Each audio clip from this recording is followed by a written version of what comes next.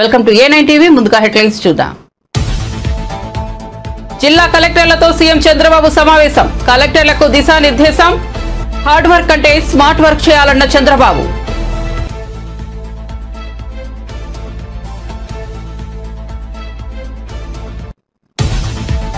జిల్లా కలెక్టర్లతో సమావేశానికి హాజరైన పవన్ కళ్యాణ్ గత ప్రభుత్వం వల్ల వ్యవస్థల మూలాలు కదిలిపోయాయని వ్యాఖ్యలు.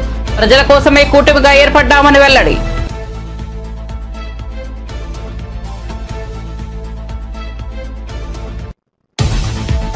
సీఎం రేవంత్ రెడ్డి తెలంగాణ గురించి మాట్లాడుతుంటే దెయ్యాలు వేదాలు వల్లించినట్లు ఉందన్న మాజీ మంత్రి హరీష్ రావు నిప్పులు. రేవంత్ రెడ్డి చరిత్రలో ఏ రోజు జై తెలంగాణ అనలేదు, ఉద్యమంలో పాల్గొనలేదన్న మంత్రి.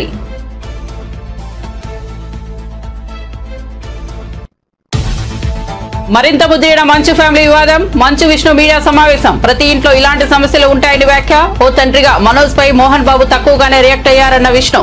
పోలీస్ వ్యవస్థపై గౌరవం ఉంది కాబట్టి సిపిని కలుస్తానని వెల్లడి. ఇక వార్త వివరాల్లోకి వెళ్తే ఏపీ ముఖ్యమంత్రి చంద్రబాబు డిప్యూటీ సీఎం పవన్ కళ్యాణ్ జిల్లా కలెక్టర్లతో కీలక సమావేశం నిర్వహించారు. ఈ కాన్ఫరెన్స్ లో మంత్రులు కూడా పాల్గొన్నారు. ఈ సమావేశంలో సీఎం చంద్రబాబు ప్రసంగించారు. ఈ సమావేశానికి హాజరైన జిల్లా కలెక్టర్లు, కార్యదర్శులు, మీడియా ప్రతినిధులకు నమస్కారాలంటూ ప్రసంగం ప్రారంభించారు. ప్రభుత్వ విప్ను ఎప్పటికప్పుడు తెలియజేయడం, ఇప్పటి వరకు చేసిన పనులను సమీక్షించుకోవడానికి ఈ కలెక్టర్ల సమావేశాలు ఉపయోగపడుతుంటాయని వెల్లడించారు. ఇప్పుడు ఇక్కడికి వచ్చినప్పుడు ఇంత మునిపే నేను చెప్పాను, 5వ తారీఖున మనం మొదటి కలెక్టర్స్ కాన్ఫరెన్స్ పెట్టుకున్నాం. ఆ రోజు అనేక సమస్యల మీద మనం చర్చించాం. ఒక దశ దిశ ఏ విధంగా పోవాలో మీ అందరికీ చెప్పడం జరిగింది. 6 నెలల్లో 2వ కాన్ఫరెన్స్ పెట్టుకున్నాం. ఆ రోజు మరీ చీకట్లో ఉన్నాం. ఇప్పుడు కొద్దిగా వెలుగు కనపడుస్తూ ఉంది, కానీ ఇంకా వెలుగులోకి రాలేదు. మనం ఆ పరిస్థితిలో వచ్చాం.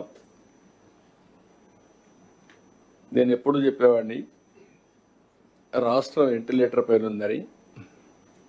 అక్కడి నుంచి అనేక విధాలుగా ఆలోచించి మొదటి విజయం మీరు చూస్తే ప్రజలు ఫ్రీగా ఎక్స్ప్రెస్ చేసే పరిస్థితికి వచ్చారు. ఇప్పుడు వస్తూ ఉంటే కూడా నేను దారిలో కనపడిస్తే ప్రజలు నవ్వుతూ మాకు స్వాగతం పలికారు. అంటే నవ్వుతూ స్వాగతం పలుకుతున్నారంటే దట్ ఇండికేట్స్ ఈరోజు మేము బాగున్నాం, భవిష్యత్తు పైన నమ్మకం ఉంది, మీరు జాగ్రత్తగా పనిచేయమని మమ్మల్ని హెచ్చరిస్తున్నారు. ఈ విషయం మీరు గుర్తుపెట్టుకోవాల్సిన అవసరం ఉంది. అయితే చాలా సవాళ్ళు ఉన్నా మీరు చూసినప్పుడు మీకు కూడా కలెక్టర్స్కి ఏమైనా జీతాలు వచ్చాయి. మీరు అప్పుడు కలెక్టర్స్ లేరు కాబట్టి మీకు తెలియదు, కానీ సీనియర్ ఆఫీసర్స్ కూడా 1వ తారీఖు జీతాలు రాలేదు. అక్కడి నుంచి జీతాలు 1వ తారీఖు ఇస్తున్నాం, పెన్షన్లు 1వ తారీఖు ఇస్తున్నాం. ఎవరైతే వర్క్ చేసిన ఎక్స్ ఎంప్లాయీస్కి కూడా, రిటైర్డ్ ఎంప్లాయీస్ కూడా పెన్షన్స్ అన్ని ఇవ్వగలిగాం. అదే సమయంలో డిపార్ట్మెంట్స్ అన్నీ కూడా, డీఫంక్ట్ అయిన డిపార్ట్మెంట్స్ అన్నీ కూడా కరెక్ట్ చేసి మళ్ళా దారిలో పెట్టే పరిస్థితికి వచ్చాం. అదే సమయంలో మీరు ఒకసారి చూస్తే రాష్ట్ర భవిష్యత్తును దెబ్బతీసే విధంగా అనేక తప్పులు జరిగాయి. నాకు కూడా ఆవేదన ఉంది, బాధ ఉంది, కసి ఉంది, కోపం ఉంది. కానీ అదే సమయంలో జాగ్రత్తగా చేయకపోతే ఇంకా డిమారలైజ్ అయ్యే పరిస్థితి వస్తుంది. కాబట్టి నేను ఎక్కడా కాంప్రమైజ్ కాను. Be clear all of you. మీలో కూడా సమర్థత పెంచుకోవాలి. తప్పు చేసిన వాడిని మాత్రం ఎట్టి పరిస్థితిలో చట్ట ప్రకారం శిక్షించాలి. తప్పులు జరగకుండా చేసే బాధ్యత ఈ అధికార యంత్రాంగం పైన ఉంది. ఆ విషయం మీరు అందరూ నోట్ చేసుకోవాల్సిందిగా మరొకసారి మిమ్మల్ని అందరినీ కోరుతున్నాం.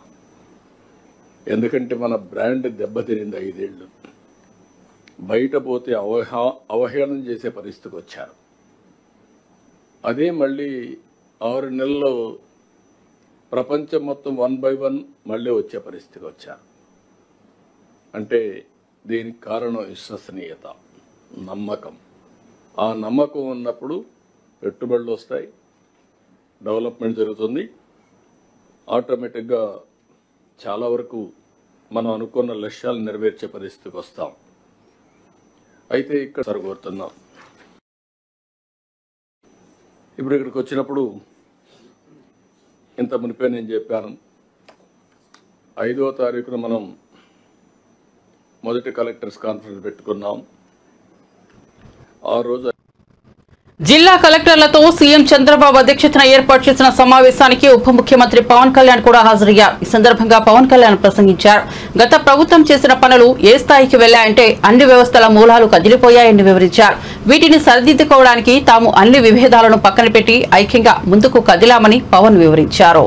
యంత్రాంగం చేత సినిమా టికెట్లు అమ్మించడం దగ్గర నుంచి ఇసుక దోపిడీ చేయడం దగ్గర నుంచి మా అందరికి ఏమనిపించింది అంటే బయట నుంచి when we're not in governance ఇంతమంది ఐఏఎస్ అధికారులు ఉన్నారు, ఇంతమంది సీనియర్ బ్యూరోక్రాట్స్ ఉన్నారు, how come none of them had raise their objection. అంటే మాకు కామన్ మెన్కి ఎలా ఉంటుందంటే బయట నుంచి చూస్తే యూర్ ఆల్ ఎక్స్ట్రీమ్లీ లైక్ మీరు ముసోరి లాంటి చోట నుంచి వచ్చి ఐఏఎస్లు చదివి how come you didn't say no to that? How come you haven't objected for anything, any wrongdoing? మాకు చాలా ఆశ్చర్యంగా ఉన్నది. ఎందుకు మీరు ఇంతమంది ఉండి ఇంత ఫిజికల్ ఇర్రెగ్యులారిటీ జరుగుతుంటే ఎందుకు మాట్లాడరు ఏంటి, ఏం చేయరు ఏంటి అనేది మా నిస్సహాయత, మా ఆవేదన. It was quite painful. It was quite మాకు రెస్ట్లెస్నెస్ వచ్చేది. And it is very easy to control few officials, to control the entire administration, and through that controlling the entire 5 crores plus people.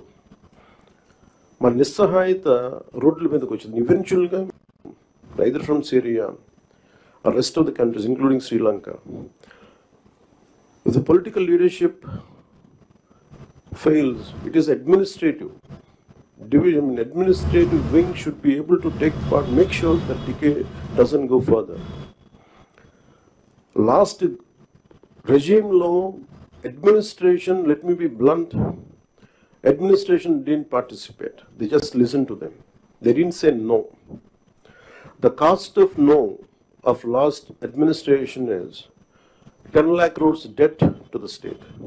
And we are struggling today. ఈ రోజుకి మా ఆఫీసుల ముందుకు వచ్చి, party ఆఫీసుల ముందుకు వచ్చి ఒక్కొక్కరు మా దగ్గరికి వచ్చి ఇన్ని సమస్యలు అని చెప్తా ఉంటే డబ్బులు లేవు, జీతాలు ఇవ్వలేకపోతుంది చాలామందికి. మొన్న ఈ మధ్యన సత్యసాయి జిల్లాలో ఒక 30 కోట్లు జీతాలు ఇవ్వలేకపోయాం. సీఎం గారి దృష్టికి తీసుకెళ్ళి కానీ పాపం చాలా అడ్జస్ట్ చేసి డబ్బులు ఇచ్చారు. అంటే ఇవన్నీ చూస్తుంటే it is a big lesson all of you should learn. ఎందుకంటే ఫైనల్గా మీకు బ్లంట్గా చెప్తాను, ప్రజలు తిరగబడతారు. You had seen Syria, been seeing in Syria, being in Sri Lanka and so many other countries. మనం ఎక్కడ లాస్ట్ టైం దూరంలో లేవు. సీఎం రేవంత్ రెడ్డి తెలంగాణ ఉద్యమం ఏర్పాటు గురించి మాట్లాడడం దయ్యాలు వేదాలు వల్లించినట్లు ఉందని బీఆర్ఎస్ ఎమ్మెల్యే హరీష్ రావు ఎద్దేవా చేశారు. సంగారెడ్డిలో ఏర్పాటు చేసిన మీడియా సమావేశంలో ఆయన మాట్లాడుతూ తెలంగాణ ఉద్యమంలో ఒక్కరోజు కూడా రేవంత్ రెడ్డి పాల్గొనలేదని, జై తెలంగాణ అనలేదని, అసలు ఆయనకు తెలంగాణ ఉద్యమం అమరవీరుల గురించి మాట్లాడే హక్కు లేదన్నారు. కేసీఆర్ ఆమరణ దీక్షతో డిసెంబర్ 9న తెలంగాణ ప్రకటన వెలువడనుందని, తెలంగాణ ఏర్పాటు ఆలస్యం కావడానికి కారణం కాంగ్రెస్ పార్టీ అని మండిపడ్డారు. ఎవరో దయతో తెలంగాణ వచ్చిందనడం ఉద్యమాన్ని, అమరవీరులను అవమానించడమే అన్నారు.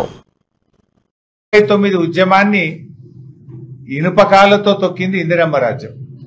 అసెంబ్లీ ముందు అమరవీరుల స్తూపం ఏదైతుందో ఆ స్తూపమే కాంగ్రెస్ జరిపిన దమనకాండకు గుర్తుగా అసెంబ్లీ ముందు అమరవీరుల స్తూపం ఉంది.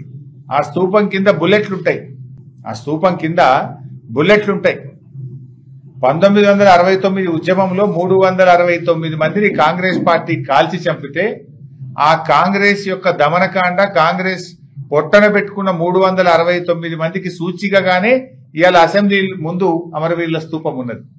జై తెలంగాణ అన్న పాపానికి, నేరానికి, అదొక నేరం కింద 369 మందిని కాల్చి చంపింది కాంగ్రెస్ పార్టీ కాదా? ఆ రోజు తెలంగాణ ప్రజా సమితిని చెన్నారెడ్డి గారి నాయకత్వంలో ప్రజలు గెలిపించి తమ ఆకాంక్షను కేంద్ర ప్రభుత్వానికి చాటి చెప్పితే తెలంగాణ ప్రజా సమితిని కాంగ్రెస్ లో విలీనం చేసుకొని తెలంగాణ ప్రజల ఆకాంక్షల్ని కాలరాసింది Congress party.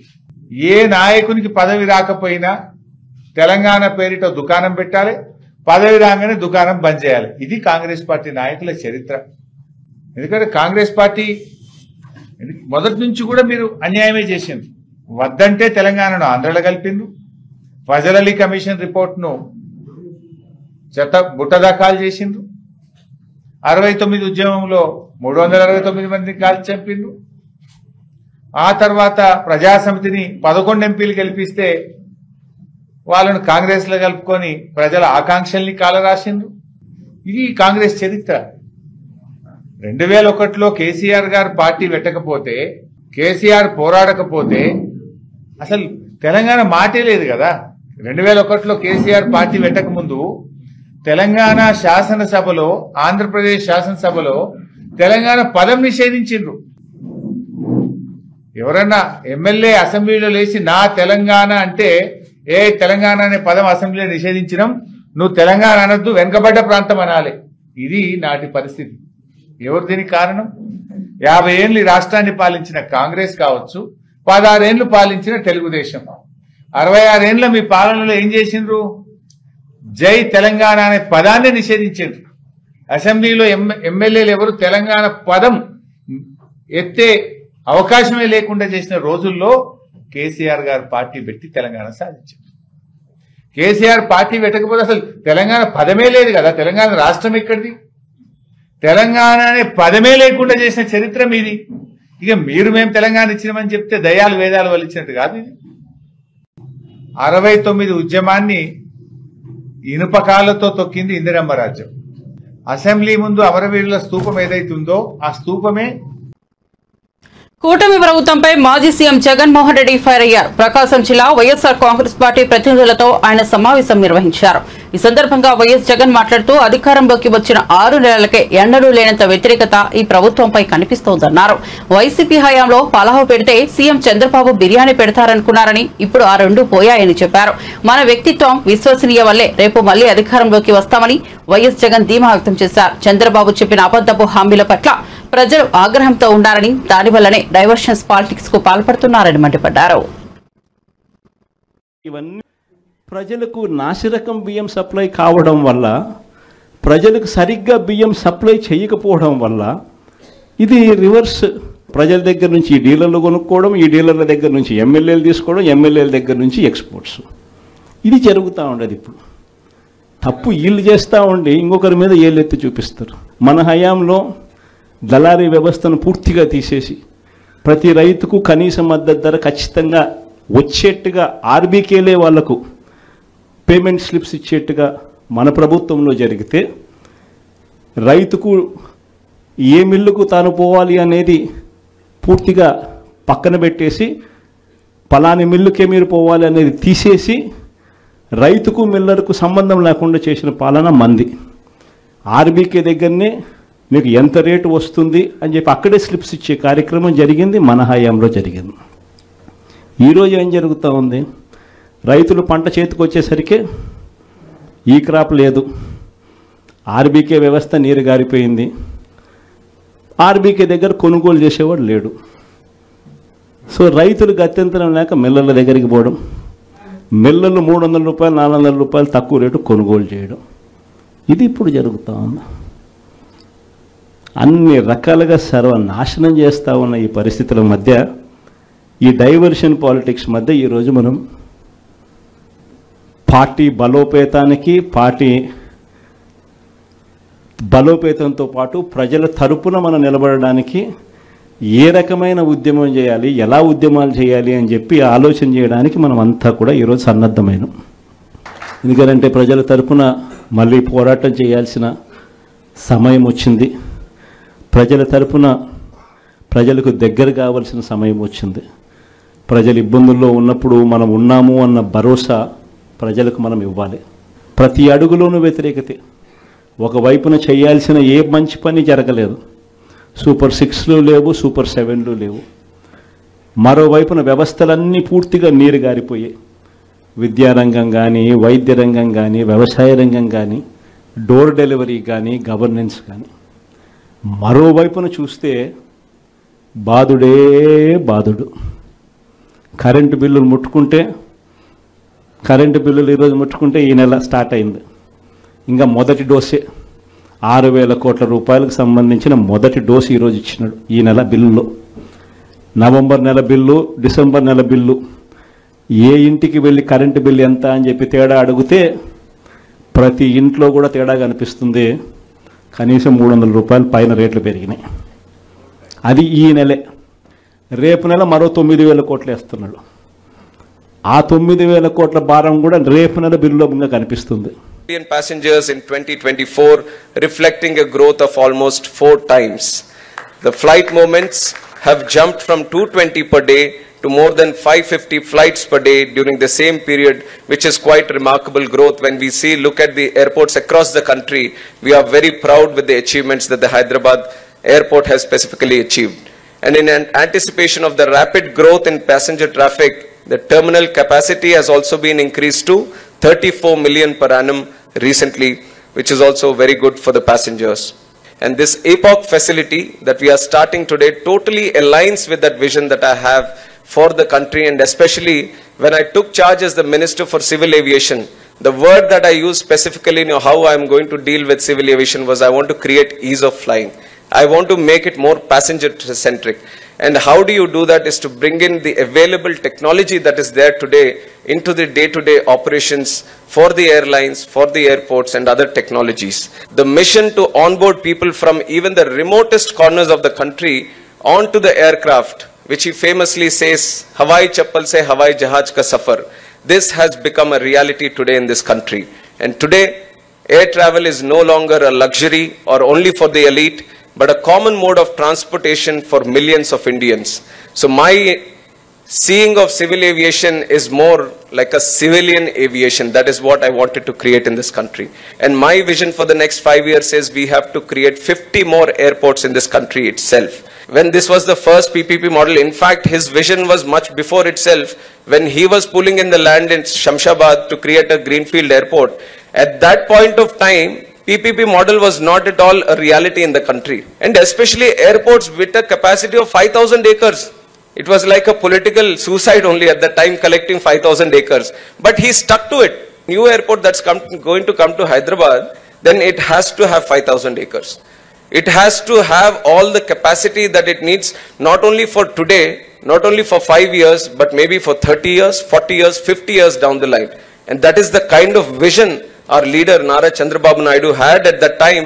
And based on that vision, the center was also, he was instrumental in creating the Greenfield Airports policy also, which was then mastered by the central government. So he was a key instrumental figure on how we are seeing the growth of airports today, especially with the private stakeholders coming in and operating these airports. He was one of the key mastermind where he brought in this whole concept into the airport system, which is connected to around 90 destinations across the country and international, has seen the highest passenger growth in the country from about 6.5 million passengers in 2010 to 25 million passengers in 2024, reflecting a growth of almost 4 times. The flight moments have jumped from 220 per day to more than 550 flights per day during the same period, which is quite remarkable growth. When we look at the airports across the country, we are very proud with the achievements that the Hyderabad airport has specifically achieved. And in anticipation of the rapid growth in passenger traffic, the terminal capacity has also been increased to 34 million per annum recently, which is also very good for the passengers. And this APOC facility that we are starting today totally aligns with that vision that I have for the country, and especially when I took charge as the మంచు family వివాదం మరింత ముదిరిన విషయం తెలిసిందే. ఈ నేపథ్యంలో మంచు విష్ణు తాజాగా media సమావేశం నిర్వహించారు. ఈ సందర్భంగా ఆయన కీలక వ్యాఖ్యలు చేశారు. ఈ ప్రెస్ మీట్ లో మంచు విష్ణు మాట్లాడుతూ, ప్రతి ఇంట్లో ఇలాంటి సమస్యలు ఉంటాయి కాబట్టి ఈ విషయాన్ని పెద్దదిగా చేయడం తగదు. ఇది నా రిక్వెస్ట్. నిన్న జరిగిన దాడిలో నాన్నకు గాయాలయ్యాయి. కుటుంబ గొడవల కారణంగా మా అమ్మ ఆసుపత్రి పాలైతే గేట్లు పగలగొట్టుకుని మరీ మనోజ్ లోపలికి వచ్చాడు. ఓ తండ్రిగా మనోజ్ పై నాన్న తక్కువగానే రియాక్ట్ అయ్యారు. మమ్మల్ని అతిగా ప్రేమించడమే మా నాన్న చేసిన తప్పు. మేము కలిసిమెలిసి ఉంటామనుకున్నా, కానీ దురదృష్టవశాత్తు ఇలా జరిగింది. మేము మళ్లీ తిరిగి కలుస్తామని ఆశిస్తున్నా. జరిగిన గొడవలో ఒక రిపోర్టర్ కు గాయాలయ్యాయి. అది దురదృష్టకరం. మీడియా వారికి ఆయన నమస్కరిస్తూ వచ్చారు, కానీ అలా జరిగిపోయింది. గాయపడిన రిపోర్టర్ ఫ్యామిలీతో టచ్ లో ఉన్నాము. ఉద్దేశపూర్వకంగా మేము ఎవరిపై దాడి చేయలేదన్నారు. టీవీ విజువల్స్ మీరు కానీ కరెక్ట్గా చూస్తే, అండ్ నిన్న జరిగిన సంగతి, ఒక టీవీ రిపోర్టర్ ఆయనకి గాయాలు తగలడం, it is really unfortunate.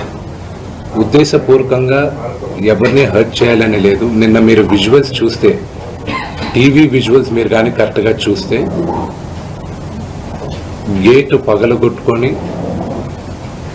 తోసుకొని gate ఎరగొట్టి లోపలికి వచ్చేటప్పటికి ఒక తండ్రిగా ఆయన రియాక్ట్ అయిన విధం చాలా తక్కువని నా భావన. కానీ ఆయన ముందుకొచ్చి మీరు విజువల్స్ కరెక్ట్గా చూసుకున్నారంటే ఆయన మీడియా వాళ్ళకి నమస్కరిస్తూ ముందుకొచ్చారు. ఆయన చేతులు జోడించి నమస్కరిస్తూ ముందుకు వస్తే ఎవరో ఒకరు ముందుకొచ్చారు, ఏదో మొహం మీద పెట్టారు. ఆ హీట్ ఆఫ్ ద మూమెంట్లో జరిగిందే కానీ ఉద్దేశపూర్వకంగా ఒక వ్యక్తిని కొట్టాలని కానీ ఒక వ్యక్తి పైన ఆగ్రహం చూపించాలని కానీ వ్యక్తిగతంగా లేదు. ఆయన గాయపడిన ఆయన వాళ్ళ ఫ్యామిలీతో నేను టచ్లో ఉన్నాను, వాళ్ళ ఫ్యామిలీ మెంబర్తో మాట్లాడాను. వాళ్ళకి చెప్పాల్సింది మేము చెప్పాం. We're in touch with them and it is a really unfortunate incident. I wish this did not happen. ఇది జరుగుండకూడదు. It's really unfortunate.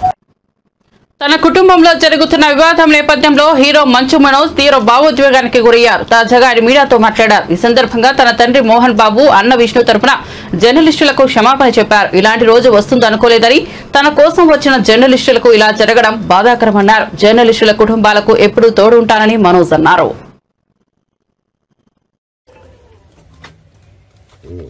మీడియా మిత్రులకి, ముఖ్యంగా ఇద్దరు అన్నలకి నా క్షమాపణలు. మా నాన్న తరఫున, మా అన్న తరఫున నేను సారీ అడుగుతున్నాను. నిన్ను తమ్ముడు అనుకోండి, మీ వాడిని అనుకోండి, మీకు నీ తోడుంటాను. మీకు ఏదున్నా నాకు ఫోన్ చేసేదండి. నేను ఎప్పుడు ఒక్క కాల్ దూరంలోనే ఉంటాను. I will always be there to support you and your family. And I'm sorry. నా కోసం సపోర్ట్ చేసేదానికి వచ్చి మీకు ఇలా జరగడం నాకు చాలా బాధగా ఉంది. నా భార్య పేరు లాగుతున్నారు, 7 నెలల కూతురు పేరు లాగుతున్నారు. నేనేం అడగలేదు, సొంత కాళ్ళ మీద పనిచేస్తున్నాను. మా ఆవిడ కూడా వాళ్ళ ఇంటి వైపు ఏ డబ్బు తీసుకురాలేదు, వాళ్ళ ఇంట్లో డబ్బు అడగలేదు, నేను అడగలేదు, ఆస్తి అడగలేదు. మా ఆవిడ 7 నెలలు గర్భవతిగా ఉన్నప్పుడు తనకి 7 నెలలు ఉన్నప్పుడు మా అంకుల్ వాళ్ళు ప్రతి ఒక్కరూ 7 నెలలు కాదు 7 నెలలు తను ప్రెగ్నెంట్గా ఉన్నప్పుడు మా అంకుల్ విజయవాడలో ఉంటారు. అండ్ ఇక్కడ కొంతమంది అంకుల్ నాన్నగారు బాగా క్లోజు. మనోజ్, నువ్వు ఎన్నో సంవత్సరాలు ఇంటి బయటగా ఉన్నావు, నీ సొంతంగా ఉన్నావు. మీ నాన్నగారు అమ్మగారు ఒకరే ఉన్నారు.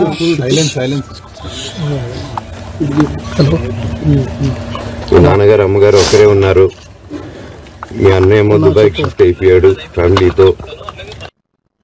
ప్రయత్నాలు మొదలుపెట్టిన వెంటనే ఫలితాలు రావని, నిరంతర ప్రధ్యానాలతోనే ఫలితాలను రాబట్టుకోవచ్చని ఏపీ ముఖ్యమంత్రి చంద్రబాబు పేర్కొన్నారు. మంత్రి లోకేష్ నిరంతర ప్రయత్నం కృషి వల్లే గూగుల్ కంపెనీలతో ఎంఓయూ కుదిరిందని వివరించారు. ఈ మేరకు ఏపీ సచివాలయంలో నిర్వహించిన కలెక్టర్ల సదస్సులో మంత్రి నారా లోకేష్ ను చంద్రబాబు మెచ్చుకున్నారు. గూగుల్ కంపెనీ ఏర్పాటుకు కుదిరిన ఎంఓయూతో విశాఖలో అభివృద్ధి మరింత ఊపందుకుంటోందని చెప్పారు. ప్రతి సంక్షోభంలోనూ అవకాశాలు ఉంటాయని చెప్పారు. సంక్షోభంలో అవకాశాలు సృష్టించుకోవడమే నాయకత్వ లక్ష్యమన్నారు. హార్డ్ వర్క్ ముఖ్యం కాదు, స్మార్ట్ వర్క్ కావాలని చెప్పారు. ప్రజా చైతన్యమే ప్రజాస్వామ్యానికి శ్రీరామ రక్ష అని చంద్రబాబు పేర్కొన్నారు. It is about true delivery of services to the end man. ఇది దయచేసి అందరూ సీరియస్ గా తీసుకోమని కోరుతున్నాను. ఎప్పటికీ బ్యాక్ ఎండ్ ఎప్పటికీ చేస్తున్నారు. ఎప్పటి నుంచి ఆపరేషన్ ఏది మనం తయారు చేసినా యూజర్స్ ఫ్రెండ్లీగా ఉండాలి. అల్టిమేట్ గా what is the value addition they can give, they have to explain. Private కి వాళ్ళు ఇంత చేయడం లేదు. గవర్నమెంట్స్ తో కోఆర్డినేట్ చేసి for better governance they want to do.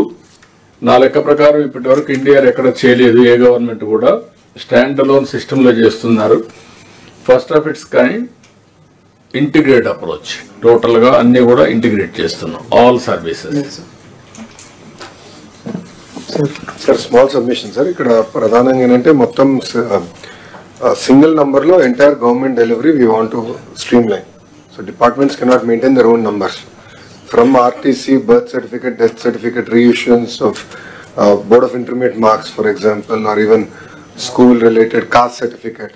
There's a lot of rent seeking, there's a lot of corruption, there's a lot of political interference. CM direction is to remove that. Second, ikkada unna collectors andaru koredi kuda process re-engineering is our priority as a government. Paata chattalu enni unnai, we want to take a look at everything. Meer field lo unnaru ganaka meer feedback Dinesh gariki iste, how do we improvise our entire process? Great example of it is APAR ID. APAR start చేసిన తర్వాత సమస్యలు ఏంటో తెలుసుకున్నాం. ఇది 80% సాధించిన తర్వాత సమస్యలు మొదలైనవి. నాకు తెలిసినట్టు మొత్తం పాజ్ చేసి we went back on it. Then came the question, who can reissue a birth certificate? What is the legal framework on reissuing a birth certificate? So మేము అంత డెప్త్కి వెళ్తున్నాం డిపార్ట్మెంట్లో. మీరు కూడా కలెక్టర్లు అందరూ డెప్త్కి వెళ్ళి ఈచ్ అండ్ ఎవ్రీ ప్రాసెస్ని మనం రీఇంజనీర్ చేసి దెన్ డిజిటైజ్ చేయాలి. ఈ మన ప్రభుత్వము ఆల్రెడీ బ్రోకెన్ ప్రాసెస్ని డిజిటైజ్ చేస్తాం కాదు, ఆ రీఇంజనీరింగ్ అనేది జరగాల్సిన అవసరం ఉంది. సో ఫీల్డ్లో మీరు ఉంటారు కనుక మీరు కూడా ఫీడ్బ్యాక్ ఇస్తారు. దాని సో గవర్నమెంట్ ఎప్పటికీ చేస్తున్నారు.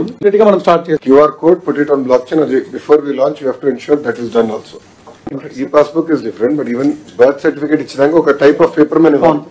I am not challenging that. Why do we need to give it on a separate paper? It can be given on any white paper as long as QR code is there and data is on blockchain. KCR ప్రభుత్వం ఏర్పడిన వెంటనే ఖచ్చితంగా పాత తెలంగాణ తల్లి విగ్రహాన్ని secretariat ఆవరణలో ప్రతిష్ఠిస్తామని Kukatpally MLA Madhavaram Krishnarao కీలక వ్యాఖ్యలు చేశారు. కేపీహెచ్బీ కాలనీ డివిజన్ పరిధిలోని తెలంగాణ తల్లి విగ్రహానికి ఆయన క్షీరాభిషేకం చేశారు. ఈ సందర్భంగా ఆయన మీడియాతో మాట్లాడుతూ రాష్ట్రంలో చేయాల్సిన అభివృద్ధి పనులను పక్కన పడేసి సంస్థల పేర్లు విగ్రహాలను మార్చడమే సీఎం రేవంత్ రెడ్డి పనిగా పెట్టుకున్నారా అని ప్రశ్నించారు. కాంగ్రెస్ ప్రభుత్వం తెలంగాణ తల్లిని తీసేసి బతుకమ్మ లేని కాంగ్రెస్ తల్లి విగ్రహాన్ని పెట్టడం దుర్మార్గపు చర్య అని మండిపడ్డారు. 1969లో ఆనాడు కాంగ్రెస్ సర్కార్ ప్రత్యేక రాష్ట్రం ఇవ్వకుండా మోసం చేసిందని ఆరోపించారు. కేసీఆర్ ఆమరణ నిరాహార దీక్షతోనే ప్రత్యేక రాష్ట్రం కల సాకారమైందని కృష్ణారావు అన్నారు. తెలంగాణ రాష్ట్రం ఏర్పడక ముందు కేసీఆర్ గారి నాయకత్వంలో 2007లోనే కళాకారులు, ఉద్యమకారులు, శిల్పీలంతా ఏకమై తెలంగాణ రాష్ట్రం ఏర్పడాలి, రాష్ట్రాన్ని సాధించుకోవాలనేటువంటి ఆలోచనతో 2007లో తెలంగాణ తల్లి విగ్రహాన్ని రూపకల్పన చేసుకొని ఆ రోజే ప్రతిష్ఠ చేయడం జరిగింది. దాని అనంతరం కూడా ప్రతి ఊర్లో, ప్రతి గల్లీలో, ప్రతి పల్లెలో కూడా ఇప్పుడున్నటువంటి విగ్రహముడు ఇక్కడ ఏర్పాటు చేసినటువంటి సురేష్ రెడ్డి గారి ఆధ్వర్యంలో ఆ రోజున 2007 ముందే 2007లోనే విగ్రహాలు ఏర్పాటు చేసుకున్నారు కూకట్పల్లిలో. మరి తెలంగాణ రాష్ట్రం మొత్తంలో కూడా ఆ రోజు ఉన్నటువంటి కాంగ్రెస్ పార్టీకి సంబంధించినటువంటి ఎమ్మెల్యేలే కానీ, కాంగ్రెస్ పార్టీ యొక్క కార్యకర్తలే కానీ ఉద్యమం సమయంలో ఆ టైంలో ఈ తల్లికే పూజ చేసే సందర్భాలు చూసాం. మరి సడన్గా 17 సంవత్సరాల తర్వాత ఇప్పుడున్న ప్రభుత్వం రేవంత్ రెడ్డి గారు తల్లినే మార్చేశాడు. మనం ఎప్పుడన్నా ఒక భగవంతుని చూడాలన్నా, ఒక అమ్మవారిని చూడాలన్నా మనం ఒక కిరీటం అనేది కంపల్సరీ ఉంటుంది అమ్మవార్లకు. భారతదేశంలో ఇతర దేశంలో కూడా ఎక్కడ లేనటువంటి విధంగా బతుకమ్మ పండుగ. అసలు తెలంగాణ రాష్ట్రం బతుకమ్మ అంటేనే గౌరవమ్మ పూజించినట్టు. తెలంగాణ రాష్ట్రం గుర్తుకొచ్చేదే తెలంగాణ రాష్ట్రంలో బతుకమ్మను చూసి పెద్ద ఎత్తుగా ఇతర దేశాలు ఆడుకునేటటువంటి పరిస్థితి తీసుకొచ్చాం. అటువంటి బతుకమ్మను మాయం చేశారు, కిరీటం తీసేశారు, తల్లిని మార్చేసి ఇంకో తల్లిని ఏర్పాటు చేశారు.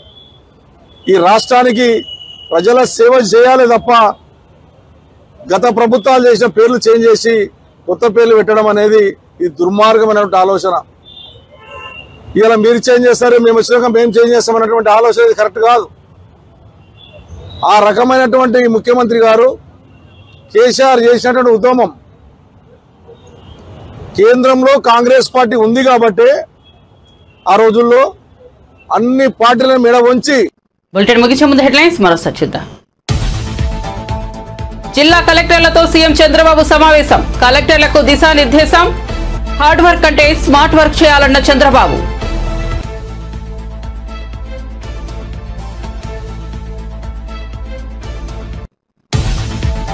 జిల్లా కలెక్టర్లతో సమావేశానికి హాజరైన పవన్ కళ్యాణ్ గత ప్రభుత్వం వల్ల వ్యవస్థల మూలాలు కదిలిపోయాయని వ్యాఖ్యలు.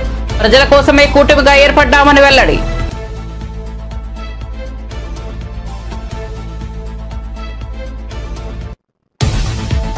సీఎం రేవంత్ రెడ్డి తెలంగాణ గురించి మాట్లాడుతుంటే దెయ్యాలు వేదాలు వల్లించినట్లు ఉందన్న మాజీ మంత్రి హరీష్ రావు నిప్పులు. రేవంత్ రెడ్డి చరిత్రలో ఏ రోజు జై తెలంగాణ అనలేదు, ఉద్యమంలో పాల్గొనలేదన్న మంత్రి.